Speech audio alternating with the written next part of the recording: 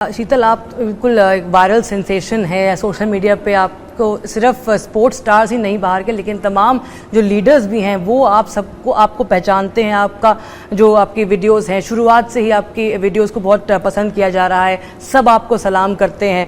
लेकिन आप ज़रा बताइए कि किस तरह से आपने ये शुरुआत करी, जो कि जब आर्चरी की बात करते हैं सबसे पहले हाथ का निशाना, हाथ में कैसे आप उंगलियों के बीच में वो तीर कमान को संभालते हैं, और आप बचपन से ही आर्म्स ना होते हुए ये आपको जहन में कैसे आया, कैसे मोटिवेशन मिला कि आप तीर कमानी लेंगे?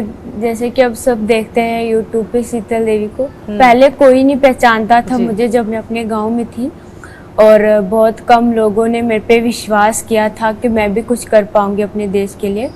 जब सबसे पहले मैंने जब आर्चरी स्टार्ट की थी तो बहुत मुश्किल लगता था कि आर्चरी में नहीं कर पाऊंगी।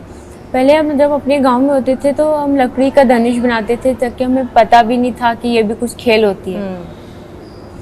तो जब हमने आर्चरी में देखा कि सच में धनुष होते हैं, उसको चलाते हैं, खेलते हैं, तो मेरे जहन में आया था कि शायद मैं नहीं कर पाऊंगी, क्योंकि सब अपने हाथों से करते हैं और मेरे तो दोनों हाथ नहीं है।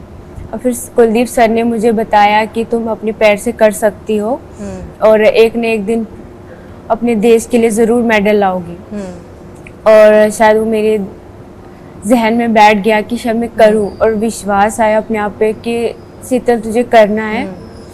तो फिर मैं जब कर रही थी तो मुश्किल लगता था, पहले वो उठाया नहीं जा रहा था बिल्कुल।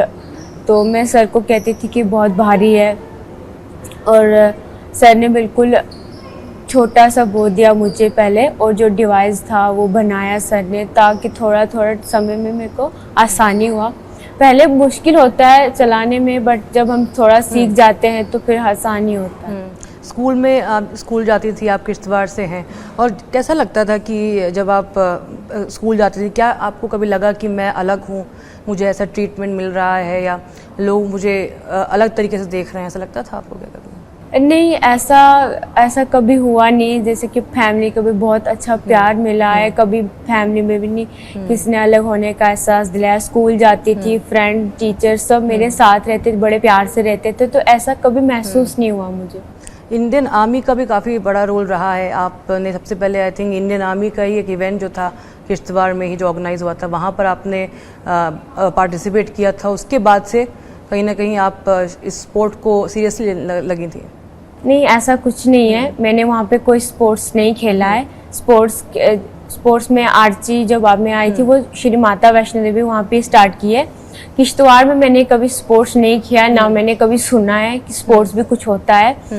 हाँ जी, बिल्कुल। आर्मी वाले आते थे हमारे घर पे, फोटो वोटो खींचते थे, वीडियो बनाते थे, और उनके स्पोर्ट्स में कोई रोल नहीं है। प्रीति दीदी जब उन्होंने मुझे देखा था, बेंगलोर में गई थी मैं ट्रीटमेंट करने के लिए, उन्होंने मुझे देखा वहाँ पे, और स्पोर्ट्स के बारे में उन्होंने ही मुझे बताया था, और मेरे जैसे लोगों से उन्होंने मिलवाया था, तो उन्होंने भी मुझे बताया कि तुम स्पोर्ट्स कर सकती हो। अच्छा। तो तब जाके मैं सोचा कि नहीं, मुझे भी करना चाहिए कुछ।